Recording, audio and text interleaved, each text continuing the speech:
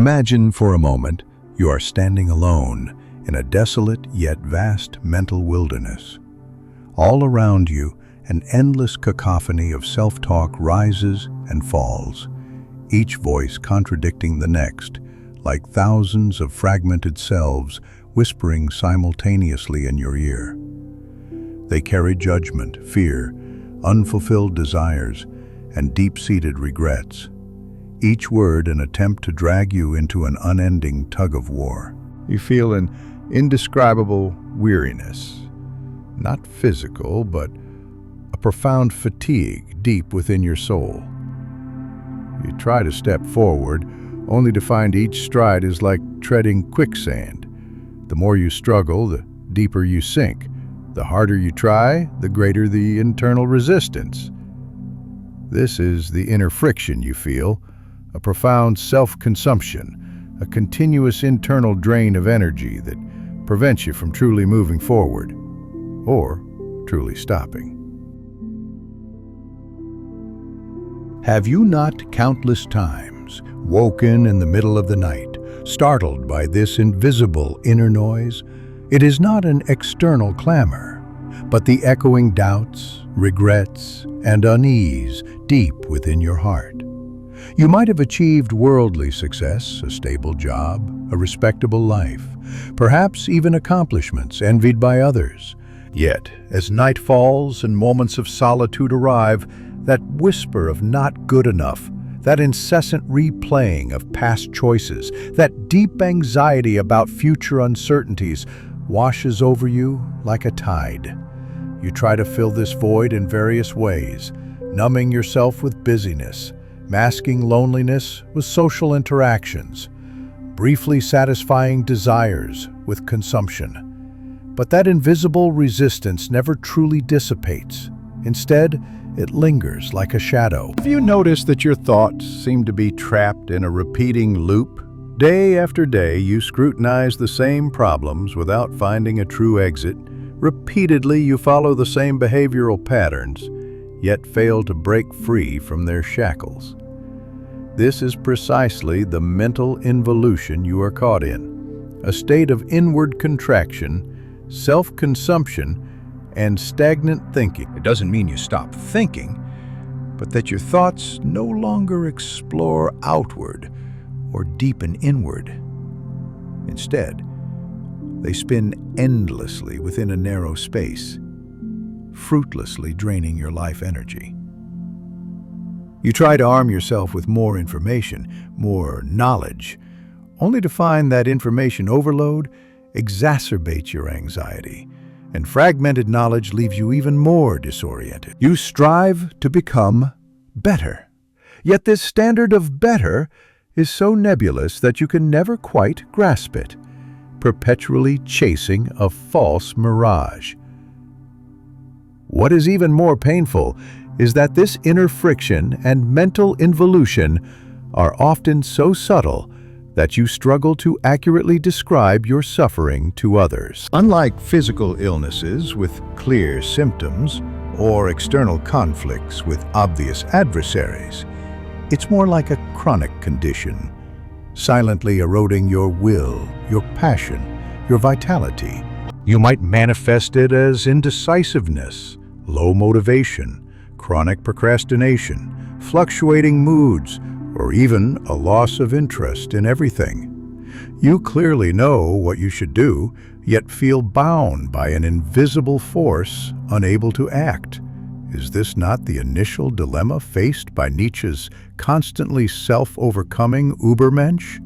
When a chasm opens between "you must" and "I want to," when your will clashes with your instincts, you become trapped in this internal quagmire. The freedom, peace, and power you yearn for seem forever separated by a thin membrane, seemingly within reach yet always just beyond.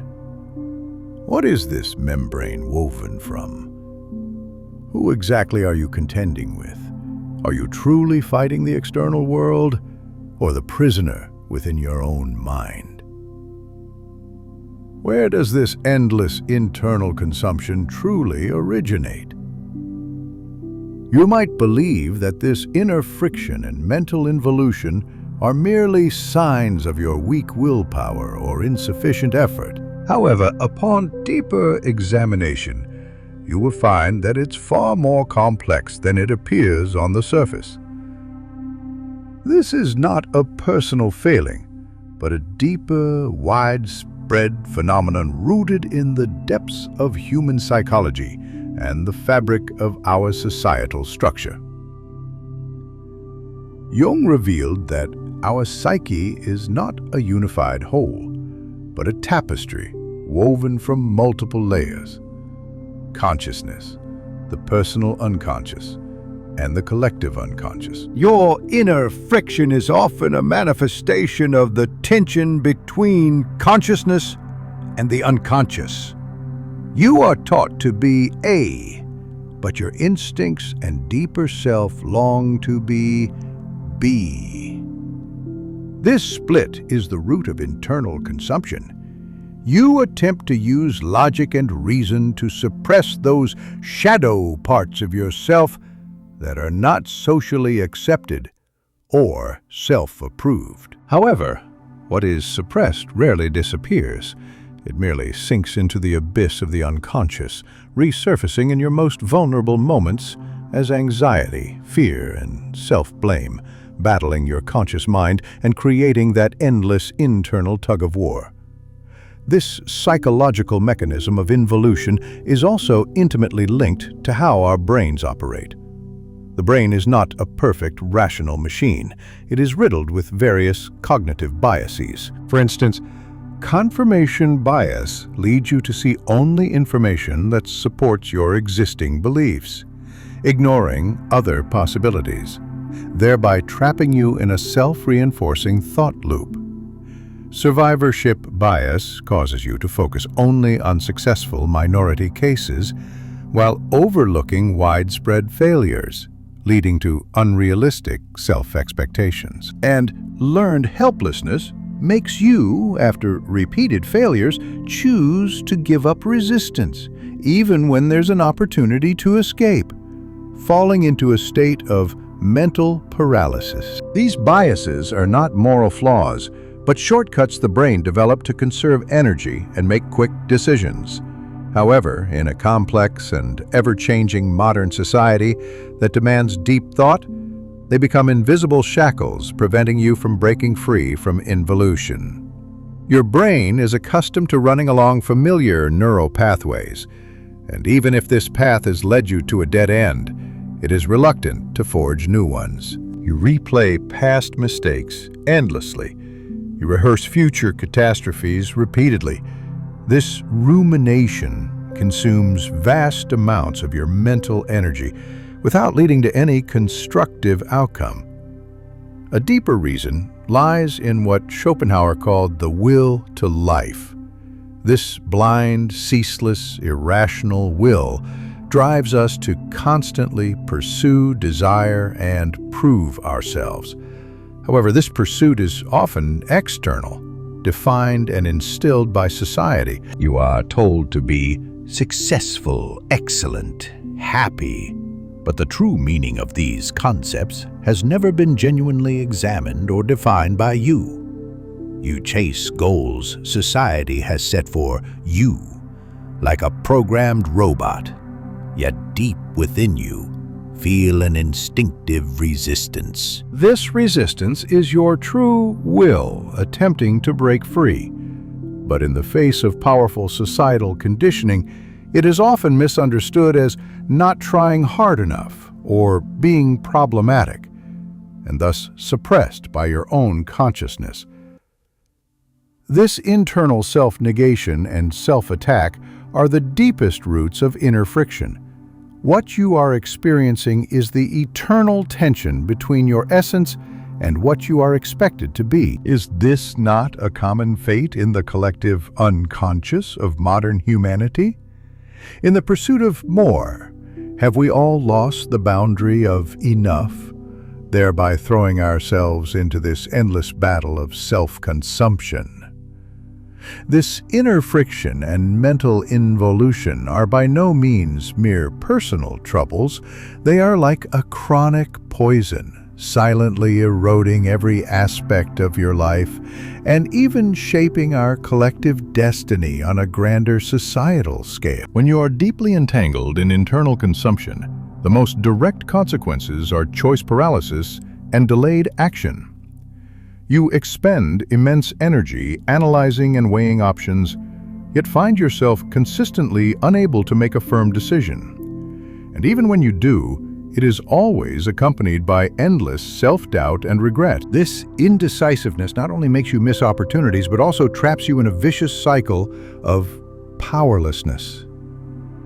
Powerless because you hesitate, and hesitant because you are powerless. Your energy is dispersed, worn away, ultimately leading to low efficiency and mediocre performance, which in turn reinforces your internal criticism of not being good enough, forming a self-reinforcing negative loop.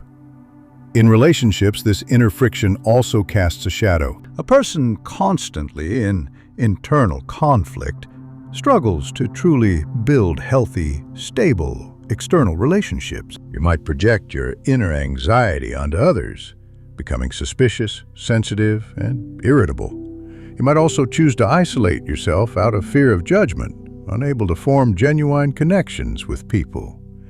Your inner voice often questions others' intentions, overinterprets their words and actions, thereby creating unnecessary misunderstandings and barriers. Over time, you may find yourself increasingly lonely, feeling out of place, even when surrounded by people. This sense of solitude is not externally imposed, but is the inevitable result of your inner involution, isolating you from the world. Even more concerning, this mental involution is silently shaping the entire social culture.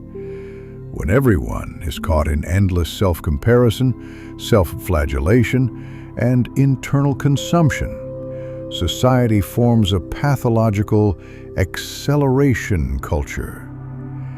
Everyone is running, but no one knows where the finish line is, and no one dares to stop. We are driven by the slogans of faster, higher, stronger, yet we sink deeper and deeper on a spiritual level.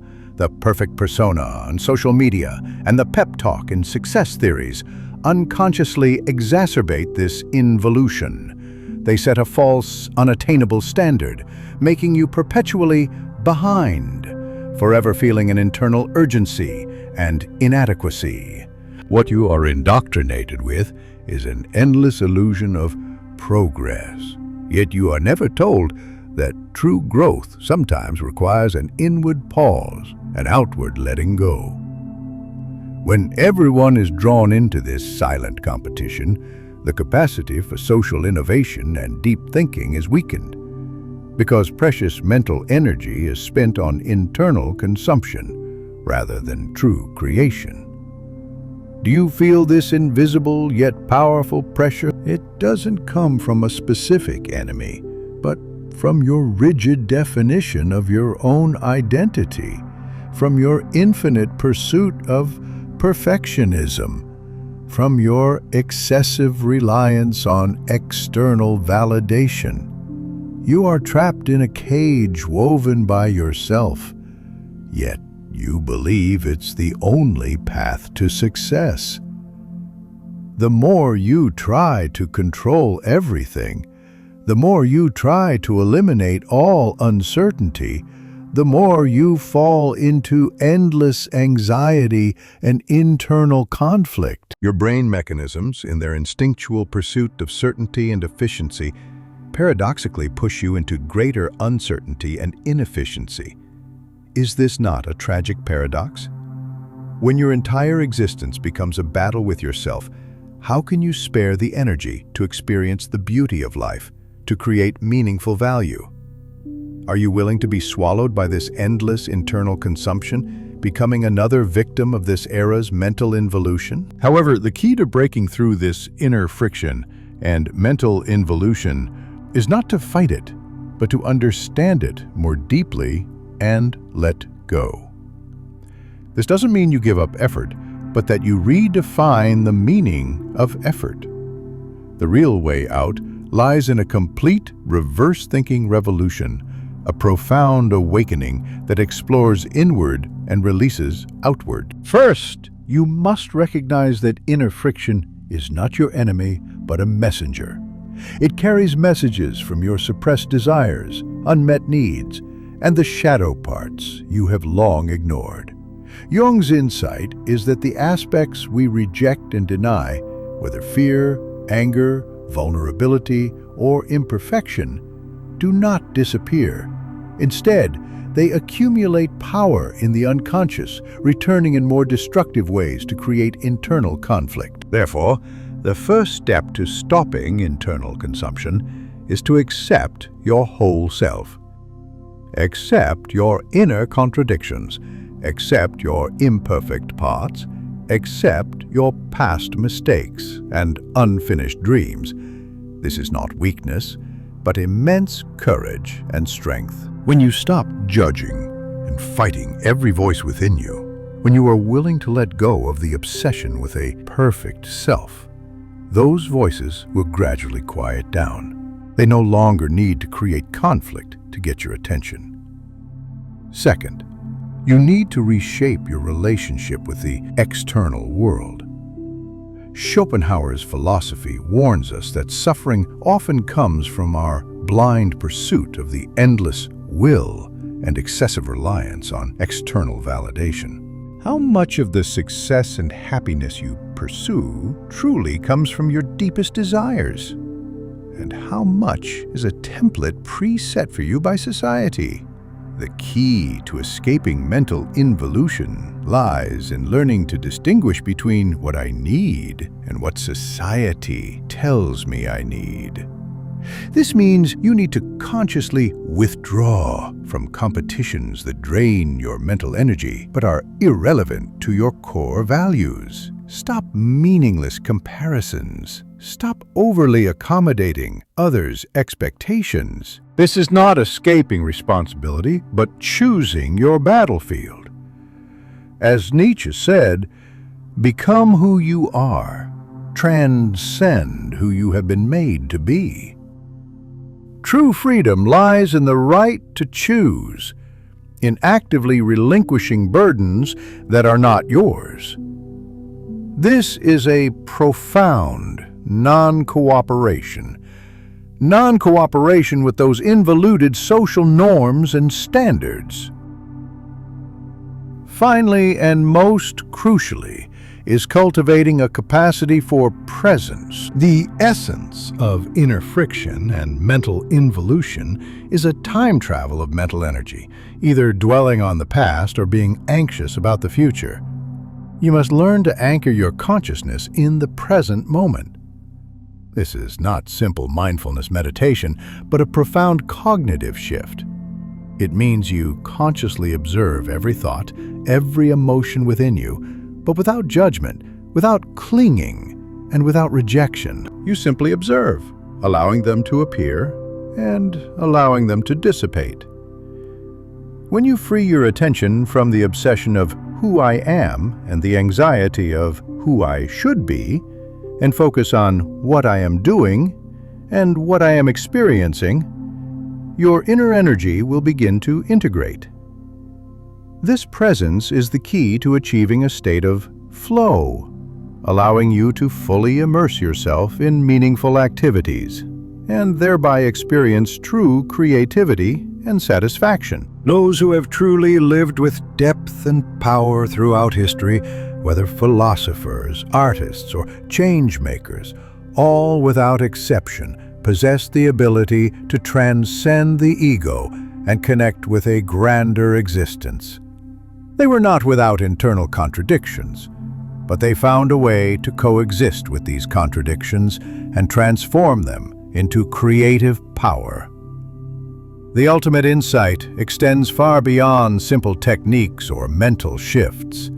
It touches the very essence of existence. The inner friction you feel is not a flaw, but an inherent tension within your life, an eternal dance where different facets of you, Instinctual, rational, social, spiritual attempt to achieve balance within the same vessel. And mental involution is not entirely negative.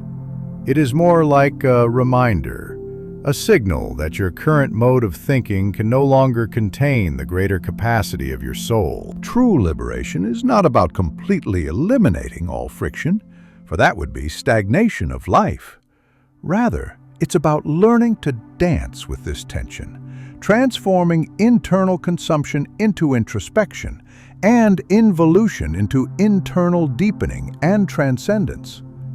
Imagine an ancient spiral seashell, its growth not straightforward, but constantly contracting inward and expanding outward, ultimately forming a structure of intricate beauty and harmonious rhythm. Your life is just like this. You are not meant to escape involution, but to understand that beneath the surface of involution lies an invitation for an inward restructuring. When your thoughts spin in circles, it is your soul urging you to break free from old frameworks and explore a wider dimension of cognition. This goes beyond simple letting go or positive thinking.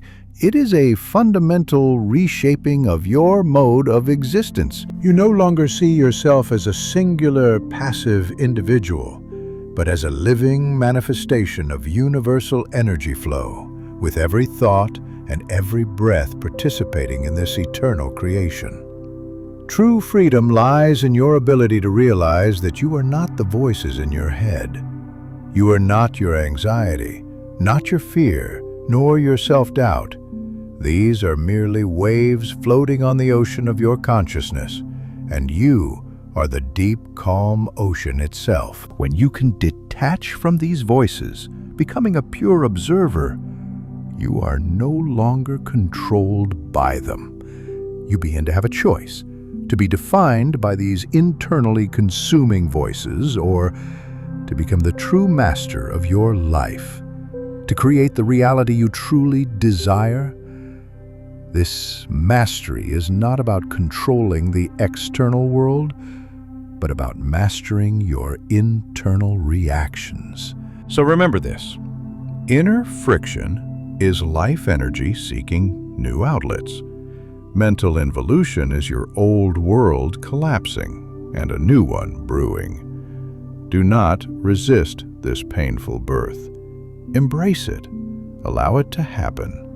Between this breaking and restructuring, you will find your true strength and serenity. When you stop waging war against yourself, the world will stop waging war against you. When your inner contradictions are integrated, your life will reach an unprecedented harmony and completeness.